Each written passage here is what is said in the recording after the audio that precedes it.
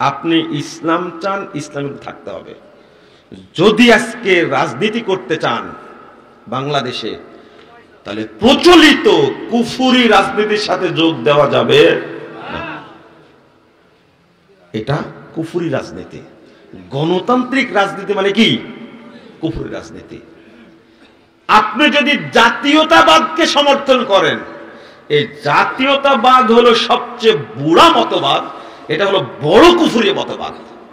যদি আপনি ধর্মনিরপেক্ষ মতবাদকে যদি সাপোর্ট করতে চান, ইসলামের সাথে অ্যাড করলেন না, এটা বড় কুফরি মতবাদ। একটা পুঁজিবাদ, সাম্যবাদ, সমাজতন্ত্র, এটা হলো কুফরি মতবাদ। যারা রাজনীতির সাথে জড়িত তারা শিরিক করে না? তারা শুধু শিরিক করে, এরা শিরিক উৎপাদন করে। এক একটা দল এক একটা শিরিকের ইন্ডাস্ট্রি, ফ্যাক্টরি তারা উৎপাদন করে, শিরিক উৎপাদন করে। এদের কি অবস্থা? আর আপনারা এখন যা শুরু করেছেন,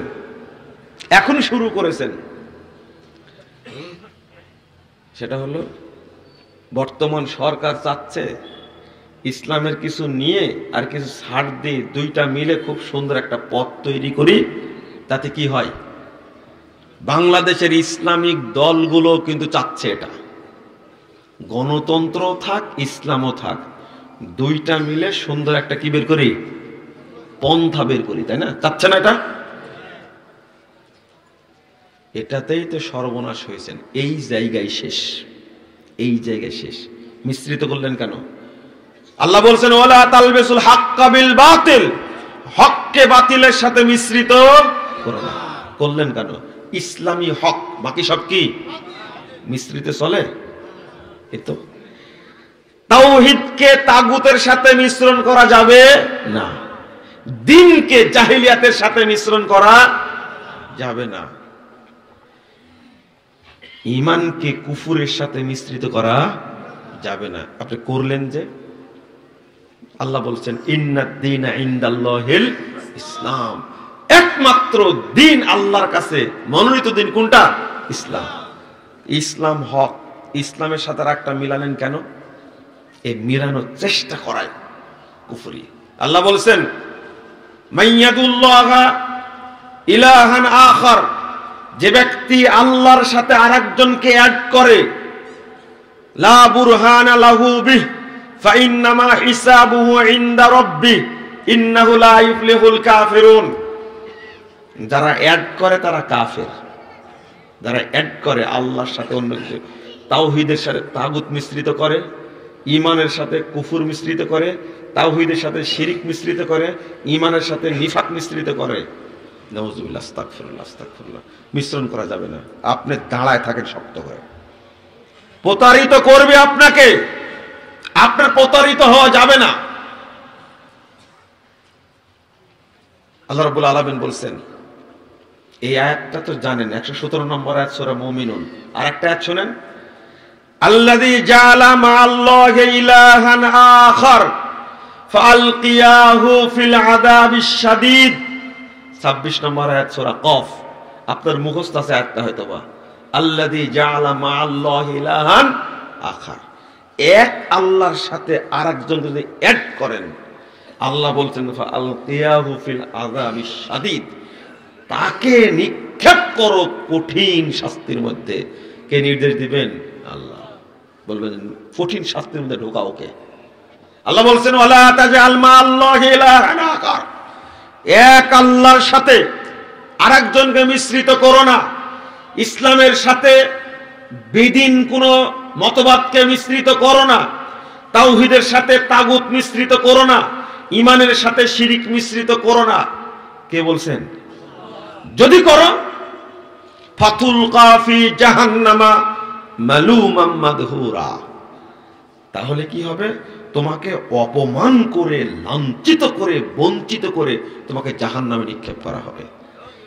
আপনি যদি আরো একটা আয়াত অনুবাদ করতে চান, নিতে চান, আমি বলতে পারবো, কিন্তু সারমর্ম এটাই, অ্যাড করা যাবে না, এক নীতির উপরে থাকতে হবে। আপনি ইসলাম চান, ইসলামে থাকতে হবে। যদি আজকে রাজনীতি করতে চান বাংলাদেশে, তাহলে প্রচলিত কুফরি রাজনীতির সাথে যোগ দেওয়া যাবে না। এটা কুফরি রাজনীতি। গণতান্ত্রিক রাজনীতি মানে কি? কুফরি রাজনীতি।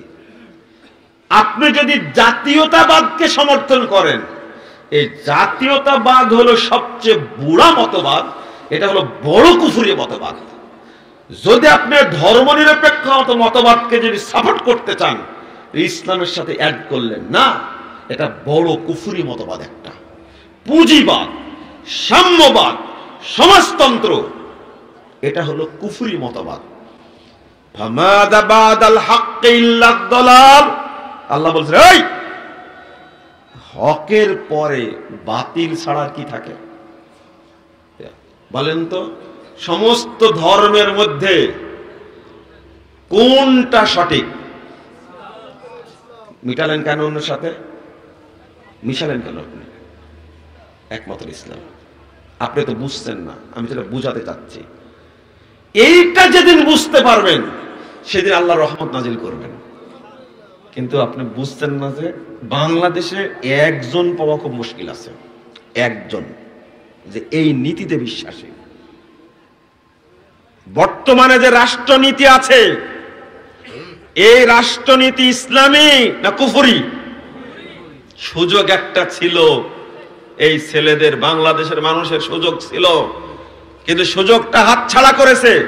বহুদিন থেকে বলে আসছে আমরা, বাংলাদেশের এই সংবিধান চলবে না, কারণ এর মধ্যে যত তন্ত্র মন্ত্র কুফরি সব ঢোকানো আছে।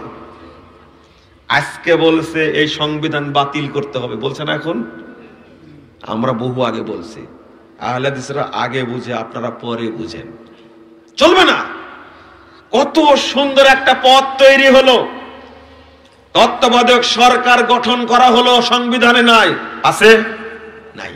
হলো তো। এটা কোন আইনের আলোকে করলেন? তারা শপথ করলো, আপনারা বলছেন ফ্যাসিস্ট সরকারের রাষ্ট্রপ্রধানের কাছে গিয়ে শপথ করলো। কেন করতে হবে?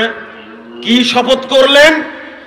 গণপ্রজাতন্ত্রী বাংলাদেশ সরকারের সংবিধানকে সুরক্ষা এবং বাস্তবায়নে প্রতিজ্ঞাবদ্ধ। কি খেতা বলে করলেন আপনারা? এই সংবিধানের নামে শপথ করা কি এটা কুফরি না ইমানি? কোথায় পেয়েছেন আপনি? আপনি বললেই তো করতে পারবো না আমি, আপনি করতে পারেন। এই কথা বললেই আপনার ইমানও যাবে, ইসলামও যাবে। কেন করলেন? এদিক তাকায় থাকেন। লা হাওলা ওয়ালা কুওয়াতা ইল্লা বিল্লাহ, আস্তাগফিরুল্লাহ। এইগুলো কেউ বুঝতে চায় না, বুঝতে কেউ চায় না। আপনি বুঝবেও না এটা। এই জন্যই তো 999 জন কোথায় যাবে? একজন। মিলাই দেখেন, এখন মিলাই দেখেন। এত সহজ মনে করলেন আপনি? পরের দিনই আপনি স্মৃতিসৌধে গেছেন,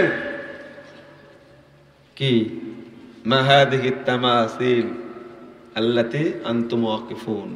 ইব্রাহিম সাহেব জিজ্ঞেস করলে, এই খাম্বাগুলোর কাছে তোমার দাঁড়ায় থাকো কেন? খাম্বাগুলোর কাছে দাঁড়ায় থাকো কেন? ইব্রাহিম আলাইহিস সালাম মেনে নিলেন। হ্যাঁ, যেতে পারতেন, যেতে পারতেন তারা। চলো, শপথ হবে আল্লাহর নামে, আমরা এই দেশটাকে ন্যায় নীতি ইসলামের উপরে সাজাবো। শপথ হয়ে গেল। এই অবৈধ রাষ্ট্রপতির কাছে কেন শপথ করতে হবে? বুঝেননি কথা? এতগুলো ছেলের জীবন গেছে এই অবৈধ রাষ্ট্রপতির কাছে শপথ করার জন্য? হ্যাঁ, 2 নম্বর, হ্যাঁ যাওয়া যেত আল্লাহর নামে শপথ করে আমরা দেশ চালাবো, যাওয়া যেত পরের দিন সকালে, আগে স্মৃতিসৌধ ভাঙ। বুঝেননি কথা? কিন্তু উল্টাটা করলাম।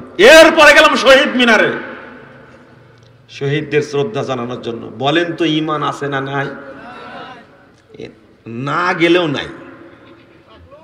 না না না, না গেলেও নাই। কারণ আপনাকেও যদি উপদেষ্টা করা হয়, আপনার ভিতরে আছে আমাকেও শহীদ মিনারে যাওয়া লাগবে, মানে আপনিও বেঈমান। বুঝেননি মনে হয় কথা, তাই না? না, এর নাম বিশ্বাস, এর নাম কি? আকীদা। কোনো উপায় নাই, কোনো উপায় নাই। আপনি কি মনে করছেন এটাকে? আর এখন দুইটা মিলে করতে চাচ্ছেন, তাই না? আল্লাহ কি বলে দিয়েছেন? ইয়াকুলুনা নুমিনু বিবাদিন ওয়া নাকফুরু বিবাস। এরা বলে আল্লাহর কিতাবের এক অংশ মানব, এক অংশ ছেড়ে দিব। ওয়া ইউরিদুনা আন ইয়াত্তাখিদু বাইনা যালিকা সাবিলা। আর দুইটা মিলে সুন্দর একটা পথ তৈরি করব, তাই না? কত সুন্দর কথা। দুইটা মিলে একটা পথ তৈরি করব, যেন হিন্দু, বৌদ্ধ, খ্রিস্টান, মুসলিম সবাই ভাই ভাই হয়ে কি করতে পারে? জীবনযাপন করতে পারে। ইসলামের সাথে মিলানো যাবে না। আল্লাহ তাদেরকে কি বলছেন? শুনে রাখো, উলাইকা হুমুল কাফিরুনা হাক্কা। এরাই হলো প্রকৃত কাফের। যারা বিধর্মী ওরা অরিজিনাল কাফের না। যারা দুইটাকে মিশ্রিত করে তারাই কি অরিজিনাল কাফের। এই জন্য তো চাই না